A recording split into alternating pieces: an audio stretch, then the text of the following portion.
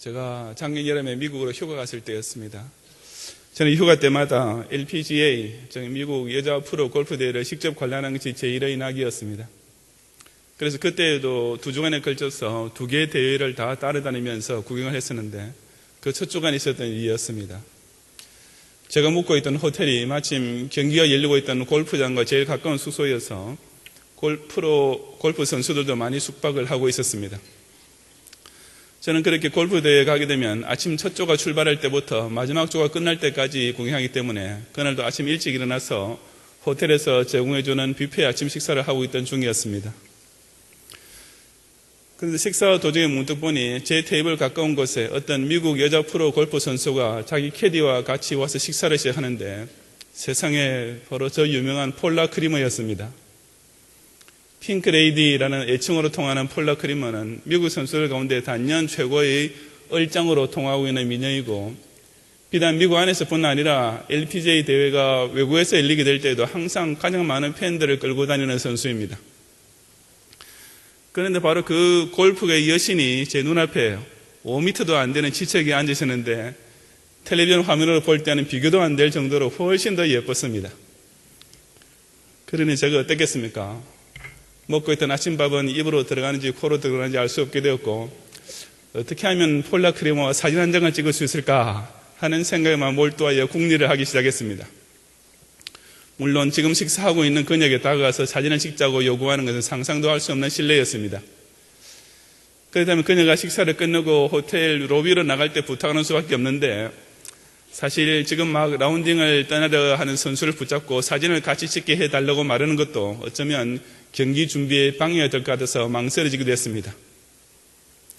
하지만 그런 염려 때문에 폴라 크리머라는 골프 여신과 나란히 사진 한 장을 찍을 수 있는 일생일대 절호의 기회를 그냥 날려보낼 수는 없는 일이 아니겠습니까? 그래서 저는 아침 식사는 대충 마치고 먼저 로비 쪽으로 나가서 폴라 크리머의 캐디를 기다렸습니다. 콜린 칸이라는 그 영국인 캐디 역시 과거에 박세리 선수의 캐디를 했던 적도 있는 유명한 사람인데 저는 감히 폴라 크리머에게 직접 말하기는 너무나 어려워서 그 캐디한테 부탁을 했던 것입니다. 그런데 콜린 칸은 제 부탁을 듣자마자 즉시 저 휴대폰 카메라를 받아들었고 마침 로비로 나오고 있던 폴라 크리머 역시 자기 캐디가 사진 찍을 준비하고 있는 것을 보자마자 제가 무슨 말을 하기도 전에 자연스럽게 제 옆에 서서 포즈를 취해주는 것이었습니다. 정말 얼마나 황송하고 고맙고 또 황홀했는지 모릅니다. 제가 그때 찍은 사진을 즉시 페이스북에다 나 이런 사람이야 라는 제목과 함께 올렸는데 여러분들 이 시간 한번 화면을 보시기 바랍니다. 어때요? 저 이런 사람입니다. 제가 휴가 때 가면 너무나 잘 먹고 잘 자기 때문에 얼굴이 좀 살이 쪄서 나온 게 좀 안타깝지만은 어쨌든 폴라 크리머와 이렇게 나란히 사진을 폴라 크리머와 나란히 사진을 찍고 있다는 건 지금 생각해도 정말 꿈만 같은 일입니다. 그런데 만약 저를 모르는 사람이 이 사진을 보게 될 때 혹시 제가 폴라 크리머의 아버지나 혹은 삼촌 아저씨라고 생각할 사람이 있겠습니까? 물론 단 한 명도 없을 것입니다. 왜냐하면 폴라 크리머와 저는 그냥 한눈에 척 봐도 인종부터 다른 사람이기 때문입니다. 그냥 피부 색깔과 얼굴 모양만 다른 것이 아니라 그녀와 저는 혈통과 모국어부터 시작해서 고유 문화와 생활 양식까지 완전히 다른 서로 다른 민족인 것입니다. 사실 그날도 제가 그저 폴라 크리머와 사진만 같이 찍었을 뿐이지 일단 대회장에 가서는 그녀가 플레이하는 조를 따라가지도 않고 하루 종일 오로지 우리나라 선수들 그 중에서도 유소연 선수와 박인비 선수만 따라다니면서 열심히 응원했습니다. 특히 박인비 선수는 그 주간의 대회도 우승을 했고 바로 그 다음 주간에 열린 US 오픈에도 우승함으로써 메이저 대회 3회 연속 우승이라는 엄청난 대기록을 세우는데 그 배후에는 바로 저 열렬한 응원이 있다는 사실을 알아주는 사람은 안타깝게도 아무도 없었습니다.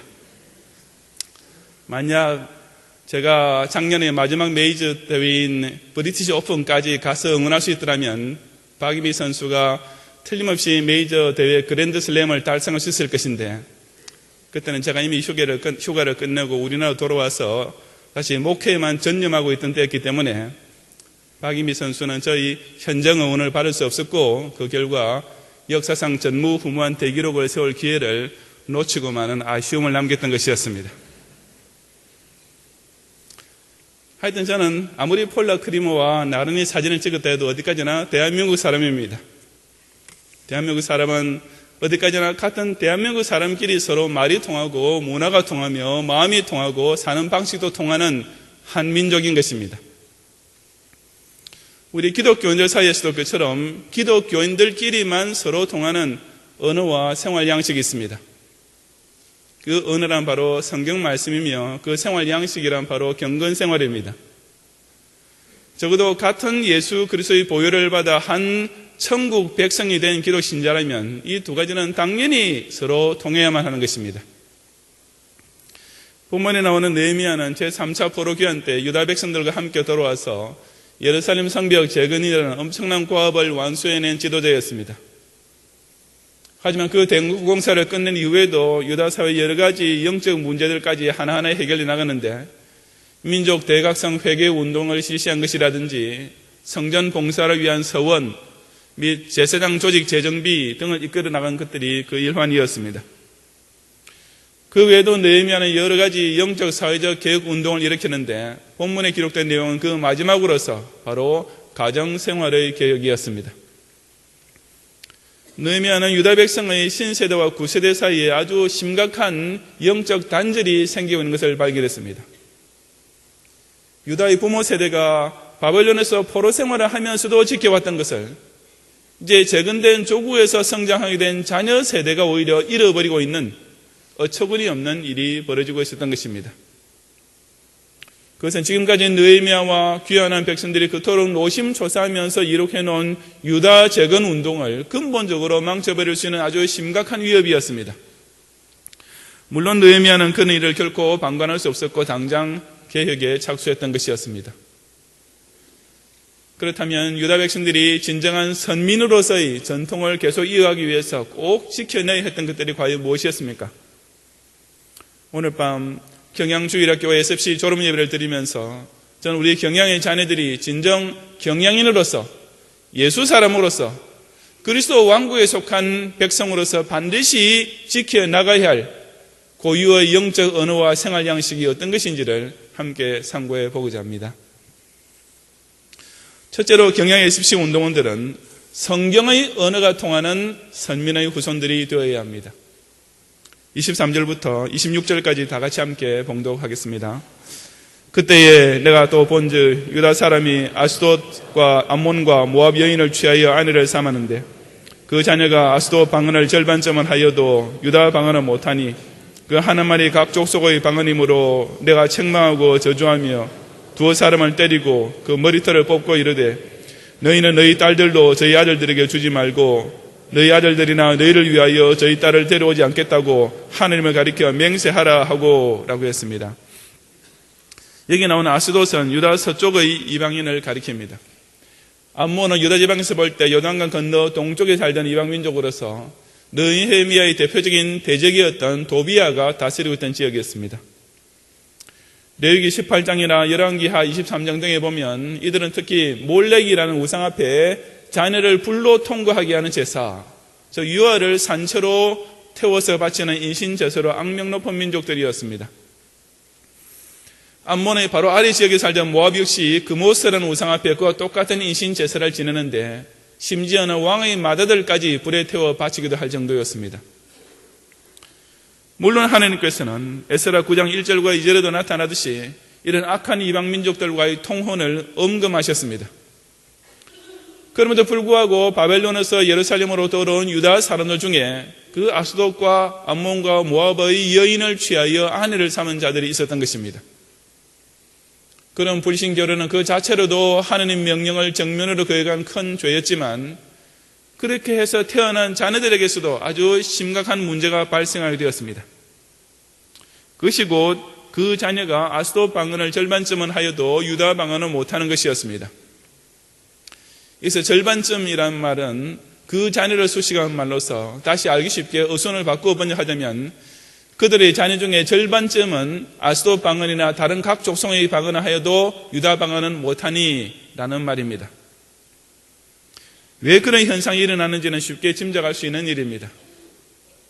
비록 아버지가 유다 3이라 해도 어머니가 이방 여인인 경우에 그 자녀들은 아무래도 집안에서 그들과 함께 지내는 시간이 더 많은 어머니의 말을 더 쉽게 배우기 마련입니다. 이것은 미국 이민사회에서 집에 할머니가 계셔서 손주를 돌보시는 가정의 자녀들이 그래도 우리나라 말을 잊지 않고 더 잘하게 되는 것을 보아서도 알 수 있습니다. 하여튼 느헤미야는 그처럼 유다 백성의 자녀들이 유다 방언을 하지 못하고 이방 민족의 언어를 배우면서 자라는 것을 보고 크게 격분했습니다. 얼마나 화가 났던지 그는 그런 유다 사람들을 책망하고 저주하며 두어 사람을 때리고 그 머리털을 뽑기까지 했던 것입니다. 당시 유다 사회에서 사람의 머리털을 뽑는 것은 상대방에 특히 심한 모욕을 주면서 크게 꾸짖는 행위였습니다. 그렇다면 느헤미야는 왜 그토록 크게 흥분하고 분노했습니까? 자기 민족 2세들이 자기 나라 말도 제대로 못하는 것은 물론 화가 날 일이긴 하지만 그처럼 그 부모들을 저주하고 때리고 머리털을 뽑을 정도까지 분노할 만한 일이겠습니까? 하지만 느헤미야에게는 당연히 그럴 만한 이유가 있었습니다. 왜냐하면 유다 백성에 있어서 유다 방언, 즉 히브리어는 바로 그들의 신앙 전수와 직결되는 것이기 때문이었습니다. 유다 백성들만 가지고 있던 여호와 유일 신앙은 오직 율법의 말씀을 통해서만 전수할 수 있는 것이었고, 따라서 그 성경의 은혜를 모르게 되면 바로 정통 신앙을 계승할 길이 막히게 되는 의미였습니다. 즉 유다의 자녀들에게 있어서 유다 방언이란 단지 자기 부모와의 의사소통만을 위한 언어가 아니라 그들이 선민 이스라엘 후손으로서 영적 정체성을 배우고 그 축복의 전통을 물려받기 위한 결정적인 요소였던 것입니다. 부모와 자식 간에 말이 통하지 않는 것은 정말 답답하기 그지없는 일입니다. 미국으로 이민 간 교포들의 가정에 그런 일이 흔히 벌어집니다. 그곳에서 태어난 한인 2세들은 미취학 시기에는 일단 우리나라 말을 배우고 자라지만 유치원에 들어가고 초등학교에 입학하게 되면서 금세 영어가 그들의 모국어가 됩니다. 그렇게 되면 그들이 10대 청소년이 될 때쯤이면 그들처럼 영어를 잘 구사할 수 없는 부모들과는 그저 간단한 일상 언어만 통할 뿐이지 부모 자녀 간의 진솔하고 깊은 대화는 이미 단절되고 마는 것입니다. 하지만 진짜 중요하고 심각한 의사소통의 단절은 그런 모국어의 차이가 아니라 바로 신세대가 성경의 방언을 모를 때 나타나게 됩니다. 물론 이 말은 청소년 여러분들이 지금 우리가 쓰고 있는 개역 한글 성경에 나오는 예스러운 한글 표현을 잘 모른다는 뜻으로 하는 말은 아닙니다. 문제는 비록 여러분이 성경의 글은 읽을 줄 알아도 그 성경이 가르치는 진리를 깨달을 줄 모르고 그 성경이 명하는 법도를 순종할 줄 모를 때 나타나게 되는 것입니다. 저는 여러분들 가운데 그런 유다 방언 대신에 아스도 방언만 더 빨리 배우는 학생들이 있는 것 같아서 정말 안타깝고 걱정하지 않을 수가 없습니다. 오늘 청소년들이 쓰는 말들에는 줄임말, 즉 약어나 언어, 속어들이 너무 많아서 저 같은 9세대 사람들은 바로 곁에서 들어도 전혀 알아듣지 못할 정도입니다. 지금 제가 예를 드는 문장이 어떤 뜻인지 어른 교원들만 한번 알아맞혀 보시기 바랍니다. 야, 지금 김천 앞에서 애들이 웬 찐지버거 때리는 거 봤냐? 무슨 말 같습니까? 아마 우리 부모 세대가 머리를 싸매고 짐작을 해본다면 야, 지금 경북 김천에서 애들이 햄버거 먹는 거 봤냐? 정도가 될 것입니다. 하지만 정답은 야, 지금 김천 김밥천국 앞에서 애들이 웬 찐지버거 찐따, 찌질이, 버러지, 거지 같은 애를 때리는 거 봤냐? 라는 뜻이랍니다. 그 질문에 대한 대답은 알아. 안여대 주대에 노패 입고 설쳤다며 라는 말인데 이건 또 무슨 소리 같습니까? 우리 어른들은 기껏해야 알아. 볼품없는 주대에 유행지난 옷을 입고 설쳤대 정도로 짐작할 것입니다. 하지만 정답은 알아. 안여대 안경선 여드름 돼지 주대에 노패, 노스페이스 점퍼 입고 설쳤다며 라는 말이라고 합니다. 너무나 지나친 줄임말과 속된 표현들이 이 나라 청소년들 하여금 표준말을 잊게 만들고 의사소통을 저질화시키고 있는 것입니다. 하지만 그런 야거나 소거는 그래도 괜찮은 편에 속합니다. 여러분 세대가 대단히 아주라는 의미로 자주 사용하는 지읒과 니은으로 시작되는 두 음절 말은 원래 아주 상스러운 욕인데 그저 그 첫 글자의 받침 하나만 바꾸었을 뿐입니다. 시옷과 비읍으로 시작되는 두 음절 말 역시 청소년들은 그저 제기랄 정도의 의미로 사용하고 있는 것 같은데 그것도 제가 여러분만 할 때는 도저히 입에 담을 수도 없는 욕으로서 그저 첫 글자의 된소리와 두 번째 글자의 격음을 조금 부드럽게 바꾸어 놓았을 뿐인 단어입니다.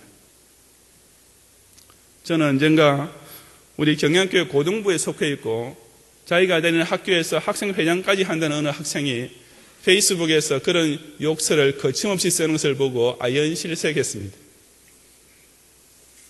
어떤 공익 광고에서도 몇몇 청소년들이 모인 자리에서 그들이 흔히 쓰는 그런 속어를 사용하지 않고 친구들끼리 한번 대화를 해보라고 하니까 조금 전까지 그처럼 제잘거리던 친구 사이에서 갑자기 말이 이어지지 못하고 뚝 끊겨버리는 장면이 나오던데 정말 현실이 그럴 것 같습니다. 우리 경양의 SFC 운동원들은 제발 그런 저질스럽고 악한 아수도 방언을 절대로 배우지 마세요. 더러운 말이 입에 담기게 되면 자연히 그 생각하는 것도 오염될 수밖에 없고 결국은 그것이 행동으로까지 나타나게 됩니다. 여러분은 당연히 유다 방언, 즉 성경 말씀이 여러분 입에 익숙하고 대화 중에 자연스럽게 나올 수 있어야 마땅한 것입니다. 우리 경양교회 SFC 운동원들은 신민구약 66권이 명백히 가르치고 있는 하나님 절대 주권 신앙이나 예수 그리스도의 대속 혹은 성령의 감화 감동 등등의 말을 들을 때 그 언어뿐 아니라 그 의미까지 알아들을 수 있어야 합니다. 여러분이 만약 이러한 유다 방언을 알지 못하게 된다면 우리 경양교회를 통한 교육주의 신앙의 대한교회 건설과 국가와 학원의 복음화, 교육주의 신앙의 세계교회 건설과 세계의 복음화라는 표현은 그야말로 공허한 표제창으로 끝나버릴 수밖에 없는 것입니다. 이런 성경 말씀의 언어가 통하지 않으면 우리는 아무리 같은 교회를 출석해도 아무리 한 지붕 밑에 함께 살아도 실제로는 완전히 다른 남남이 될 수밖에 없는 것입니다. 오늘 우리 교회 주보에 보면 2명의 고등부 SFC 운동원들이 지난 동기수양에서 받은 은혜에 대하여 간증한 소감문이 실려 있었습니다. 거기 보면 목사님의 설교를 통해서 하나님과 인격적으로 만날 수 있어서 감사했습니다 라든지 제게 세상이 감당치 못할 믿음을 허락해달라고 간절히 기도드립니다 라는 말들이 있었습니다. 그런 것들은 오직 성경 언어를 배운 학생들만 말할 수 있고 알아들을 수 있는 정말 멋지고 수준 높은 말이 아니겠습니까? 저질스럽고 악한 아수도 방언은 아예 입에 담지도 말고 오직 바른 신앙을 배우고 익히게 해주는 유다 방언만을 말함으로써 진정 선민의 후손, 개혁주의 신앙인의 제자다운 경양 SFC 운동원들이 되시기를 바랍니다. 둘째로 경양 SFC 운동원들은 경건한 생활 양식에 익숙한 제사장의 자녀들이 되어야 합니다. 26절 이하 31절까지 함께 봉독하겠습니다. 또 이르기를 옛적에 이스라엘 왕 솔로몬이 이 일로 범죄하지 아니하였느냐. 저는 열국 중에 비길 왕이 없이 하느님의 사랑을 입은 자라. 하느님이 저로 왕을 삼아 온 이스라엘을 다스리게 하셨으나 이방 여인이 저로 범죄케 하였나니 너희가 이방 여인을 취하여 크게 악을 행하여 우리 하느님께 범죄하는 것을 우리가 어찌 용납하겠느냐. 대제사장 엘리야십의 손자 요야다의 아들 하나가 호론 사람 산발랏의 사이가 되었으므로 내가 쫓아내어 나를 떠나게 하였느니라. 내 하느님이여 저희가 제사장의 직분을 더럽히고 제사장의 직분과 레위 사람에 대한 언약을 어기었사오니 저희를 기억하옵소서. 내가 이와 같이 저희로 이방 사람을 떠나게 하여 깨끗하게 하고 또 제사장과 레위 사람의 반열을 세워 각각 그 일을 맡게 하고 또 정한 기한에 나무와 처음 익은 것을 드리게 하였사오니 내 하나님이여 나를 기억하사 복을 주옵소서라고 했습니다. 여기서 느헤미야는 옛적의 이스라엘 왕이었던 솔로몬의 예를 들어 백성들을 훈계하고 있습니다. 솔로몬은 40년 동안 이스라엘을 다스리면서 태평성세의 전성기를 구가했고 또한 장엄한 성전을 지어 봉헌했으며 자신을 위한 화려한 궁전도 지었습니다.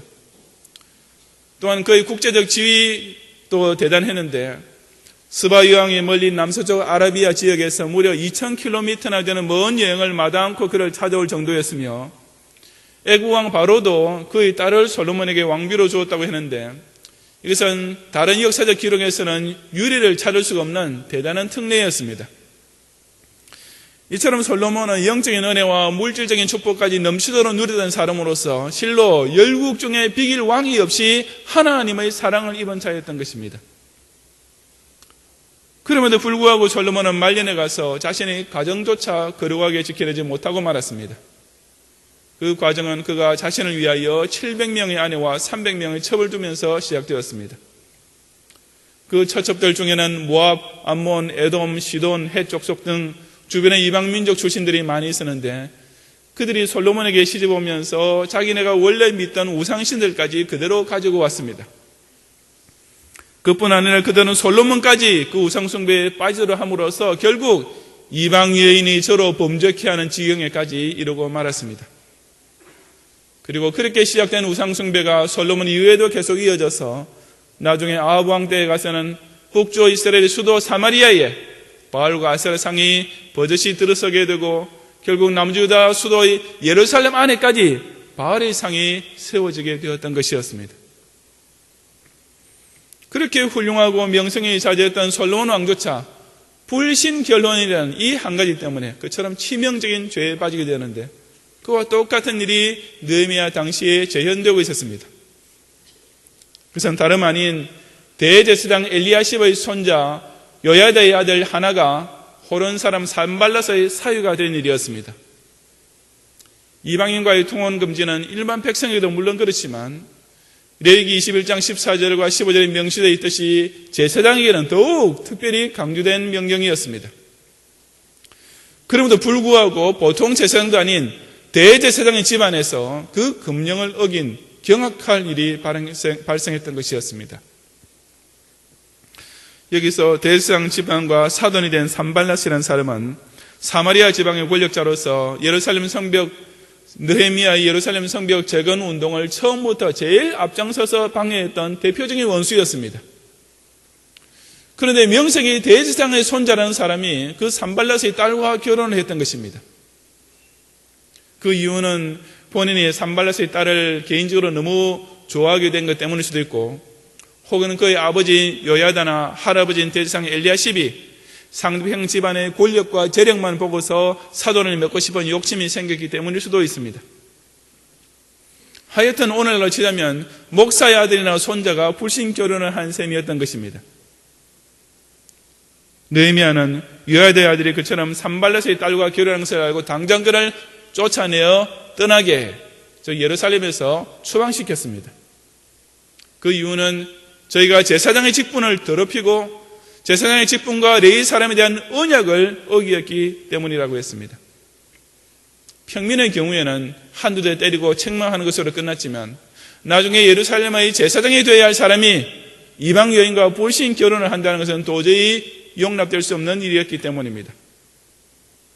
유다 백성들에게 신자의 경건 생활을 가르치고 가정의 성비를 지도해야 될 사람이 그처럼 직분을 더럽히고 언약을 어겼으니 만약 그런 사람이 나중에 정말 제사장이 되었다면 유다 공동체 전체가 순식간에 걷잡을 수 없이 불신 결혼과 우상숭배로 빠져들어야 될 것이 뻔하지 않았겠습니까? 등잔 밑이 어둡다는 말은 우리 신자 부모들이 꼭 명심해야 할 말입니다. 내 아이들은 이미 유아세를 받았고 유년주일 학교 때부터 SFC까지 주일마다 꼬박꼬박 날 따라서 교회에 다니고 있으니 아무 문제 없겠지 라고 한눈 팔고 있다가는 그야말로 제대로 큰 코 다치게 될 수 있기 때문입니다. 우리 집안은 목사 가정이고 장로 가정인데 설마 우리 애들 가운데서 곁길로 빠질 애가 있으려고 하면서 방심하면 그야말로 믿는 도끼에 발등찍히는 변을 당하게 되는 것입니다. 디모데전서 3장 5절에 사람이 자기 집을 다스릴 줄 알지 못하면 어찌 하나님의 교회를 돌아보리요? 라고 경고하고 있지 않습니까? 신정국가의 왕이 우상숭배에 빠지고 대제사장의 자손이 불신결혼을 하게 되는 일은 그때뿐 아니라 오늘날 역시 얼마든지 일어날 수 있음을 한순간에도 간과해서는 결코 안 됩니다. 경향의 자녀된 우리 SFC 운동원들도 마찬가지입니다. 여러분이 부모가 기독신자라는 사실이 여러분도 자동적으로 기독신자가 되게 만들어주는 것은 결코 아닙니다.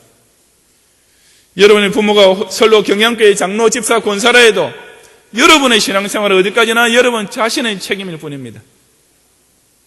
제가 아무리 주일마다 설교를 해도 그 말씀을 순종하여 신행일체의 열매를 구체적으로 나타내는 것은 바로 여러분 스스로가 해야 할 몫입니다. 여러분이 중등부부터 시작해서 대학부 SFC까지 총 10년에 걸쳐서 매주일 성경 공부를 했다 하더라도 이제 이 죄악이 관영한 세상에서 정말 빛처럼 밝고 소금처럼 거룩한 경건 생활을 지키고 발휘하는 것은 어디까지나 여러분이 직접 서원하고 이행해야 할 일인 것입니다. 오늘날 청소년 시기의 대표적인 경건 생활은 그 무엇보다도 먼저 건전한 남녀 교제를 통해 나타나야 합니다. 대제사장 엘리야십의 손자가 제멋대로 불신 결혼했던 것처럼 무조건 사랑만이 유일한 조건이요 최고의 가치인 것처럼 착각하면서 동질의 신앙이라는 조건은 뒷전으로 밀어두는 교제를 시작해서는 절대로 안 됩니다. 또한 피차 기독 신자이면서 우리는 어차피 결혼할 사이니까 라는 핑계로 혼전관계를 가져서도 결코 안 됩니다. 그런 사랑이라는 것은 실상은 참되고 진실한 사랑이 절대로 아니라 오로지 음욕에 불과한 것을 깨달아야 하는 것입니다. 저는 요즘 10대들이 MT 간다라는 말의 뜻을 새로 만들어내는 것을 보면 어이가 없습니다. 용서하십시오. 이제 겨우 중학생에 불과한 청소년들이 남녀 여럿 한 방에 들어가서 무슨 왕게임이라는 것을 하면서 음란의 행위를 강요하고 동영상까지 찍어서 유포하거나 나중에 협박용으로 사용한다는 뉴스 따위를 보면은 이것이 정말로 이 나라에서 일어나고 있는 일인가 하고 믿기지 않을 정도입니다. 그런 정도이니 담배를 피우는 학생을 보고 어린이 꾸중을 하면 오히려 봉변을 당하고 교실에서 학생을 야단치는 교사가 즉시 119에 신고를 당하는 기가 막힌 일조차 이제는 조금 더 특별한 기사거리가 되지 않을 정도로 흔히 벌어지고 있는 일상의 다반사에 불과한 것입니다. 하지만 우리 경향교회 학생신앙운동 여러분만큼은 그런 악하고 엄란한 세대를 모욕이라도 따라가면 안 됩니다. 불신 그분들이 그렇게 행동하는 것은 어쩔 수 없다 하시더라도 적어도 우리 경향교회에서 주일학교를 다니고 SFC를 통해 학생신앙운동원이라는 영적 엘리트 교육을 받고 있는 여러분이 그런 불신 사이에 휩쓸려 간다는 정말 말도 안 될 일입니다. 불신 가정에서 사는 자녀들이 불신앙적인 행위에 빠지는 것은 그럴 수밖에 없다 하더라도 적어도 교육자 자들이 장로의 자녀들이 집사와 권사의 자녀들이 그처럼 산발라스의 딸과 어울려 다닌다는 것은 언약의 자녀로 유아세례 받은 특권을 저버리고 나실인으로 세약된 자녀라는 명예로운 이름을 더럽히는 실로 부끄럽게 짝이 없는 죄악인 것입니다. 우리 경향 SFC 운동원들은 하늘 아버지의 양자답게 순결하고 경건한 생활을 지켜야 합니다. 여러분, 제사장 가문에서 태어난 자손답게 저 바벨론 음녀와 어울리는 장망성단들과는 달리 머리부터 발끝까지 거룩한 나신인으로 살아야만 하는 것입니다.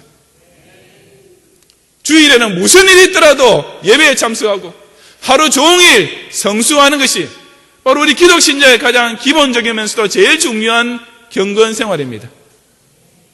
어릴 때부터 저금통으로 성경금을 할 줄 알고 부모님께로 받은 용돈 중에서 11조를 바치고 첫 월급을 받게 되면 전액을 감사함으로 바치는 것이 우리 경향교회에서 의후손으로 성장하는 자녀들이 실천하고 있는 아주 특별한 자랑스러운 생활 양식입니다. 다른 친구들은 놀러가거나 학원 가기만 바쁜 방학 중에도 우리 SFC의 큰 잔치인 수양이나 부흥회에 꼭 참석하여 은혜를 받는 것이야말로 우리 학생신앙운동 고유의 실로 아름다운 영적 문화활동인 것입니다. 여러분은 경향교회라는 바른 신앙의 족보가 분명한 제사장 가문에 속한 자녀들입니다. 여러분, 특히 학생신앙운동이라는 뼈대에 있는 집안에서 자라고 있는 거룩한 그루터기와 같은 수손들입니다. 그런 여러분에게 하나님 아버지께서는 내가 거룩하니 너희도 거룩하라고 간곡히 명령하고 계십니다. 그 어떤 경우에도 실족하여 이방 여인에게 빠져 범죄하는 자리에 들지 않고 자신의 심령과 육신을 동시에 깨끗하게 지키는 경건 생활을 단련하고 실천함으로써 진정 왕같은 제사장 집안의 자녀답게 거룩하신 하나님과 성별된 교회 앞에서 더욱 아름답고 순결하게 자라나는 SFC 운동원들이 되시기를 바랍니다. 사랑하는 경영 SFC 운동원들과 교사들과 학부모 여러분, 유다 백성의 차세대들은 그들을 둘러싸고 있는 외적 불신 문화와 그들이 부모가 저지른 내적 방관과 태만으로 인하여 성민 이스라엘의 순결과 정통성을 잃어가고 있었습니다. 그 어처구니 없는 일을 보고 느헤미야는 책망하고 저주하며 때리고 머리털을 뽑기까지 하면서 그들을 하여금 회개하고 새로운 서원으로 맹세하게 했으며 비록 제사장의 손자라 할지라도 이스라엘 회중에서 추방시킴으로써 거룩한 공동체의 순결을 유지하도록 만들었습니다. 그래야만 유다의 후손들은 계속해서 율법의 말씀을 통해 바른 신앙을 자자손손 지켜낼 수 있었고 구별된 경건 생활을 통해 거룩한 생활 양식을 민족 대대 유업으로 이어갈 수 있었기 때문이었습니다. 제가 가끔 우리 교회의 교우나 학생으로부터 일촌 신청을 받고 있는데 그럴 때마다 거절할 수밖에 없습니다. 그 교우나 그 학생이 싫어서가 절대로 아니라 우선 저는 그런 SNS에 가입되어 있지 않고 유일하게 들어있던 페이스북도 당분간 중단하고 있는 형편이기 때문입니다. 그러니 제게 일촌 신청을 해주셨던 교우님들께서는 절대로 오해하지 마시고 부디 양해해 주시기를 이 자리를 빌어 부탁을 드립니다. 그처럼 요즘 젊은 네티즌들이 인터넷을 통해 일촌 맺기라는 것을 아주 흔히 하고 있지만 엄격히 따지면 아무리 가까운 친구라도 일촌은커녕 무슨 촌수로 불릴 수도 없습니다. 왜냐하면 이 일촌이라는 것은 원래 오직 부모와 자녀 사이에서만 성립될 수 있는 관계이기 때문입니다. 세상의 숱한 인간관계들 중에서 오로지 아버지와 아들, 아버지와 딸, 어머니와 아들, 어머니와 딸, 이 네 가지 관계만 진짜 일촌인 것입니다. 하지만 그런 일촌의 부모 자녀 지간이라 할지라도 말이 통하지 않고 생활 양식이 다르면 그야말로 남남처럼 될 수가 있습니다. 만약 그 자녀가 성경 언어가 통하지 않고 경건 생활을 배우고 익히지 못하면 예수님께서 말씀하신 것처럼 자기 집안 식구가 곧 원수까지 될 수 있는 것입니다. 그런 비극이 우리 경영교회 안에서 일어나셔야 되겠습니까? 같은 SFC 중등부와 고등부와 대학부 안에 있으면서도 실상은 이방 여인과 통혼하고 산발락과 사돈이 됨으로써 영적 순수 혈통을 잃어버리는 참극이 절대로 일어나서는 안 됩니다. 여러분이 이방인의 말을 따라가면 자인이 그 잡족들의 행실도 따라하게 되고 자인이 영적으로 짬뽕 혈통이 될 수밖에 없는 것을 명심해야 합니다.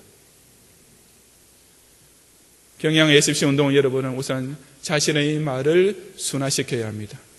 여러분 절대로 아수도 방언을 따르지 말고 오직 성경의 언어만을 배우고 익혀야 합니다. 여러분 또한 자신의 생활도 깨끗이 지켜야 합니다. 여러분의 부모님이 받은 직분은 여러분이 더럽히고 여러분이 유아 세례 받을 때 언약을 어기는 배교자가 되어서는 결코 안 되고 오직 경건에 이르기를 더 연습해야만 하는 것입니다. 그래야만 여러분은 교회역주의 신앙인의 순수한 혈통을 계속 지킬 수가 있고 세계를 받은 사명인의 복스러운 유업을 끝까지 이어갈 수 있기 때문입니다. 그렇게만 하면 여러분 모두는 다 여러분의 부모와 영적으로도 일촌이 될 수 있으며 또한 여러분의 주일학교 교사나 교육자나 담임 목사인 저하고도 인터넷상의 일촌보다 훨씬 더 가까운 예수 안에서의 일촌 가족들이 될 수 있는 것입니다. 여러분은 하나님 나라 백성 중에 태어났으며 그리스도의 왕국에 속한 신민으로 교육을 받고 있는 자녀들이 아닙니까? 그처럼 혈통이 깨끗하고 족보가 분명한 언약의 후손답게 늘 성경 말씀의 언어로 말하고 경건의 생활 양식을 지킴으로써 언제 어디서든지 누구 앞에서도 진정 순수한 예수 사람으로 거룩한 하나님의 자녀로 인정받고 사랑받는 경영 SFC 운동은 여러분들이 다 되시기를 주님 이름으로 축원합니다.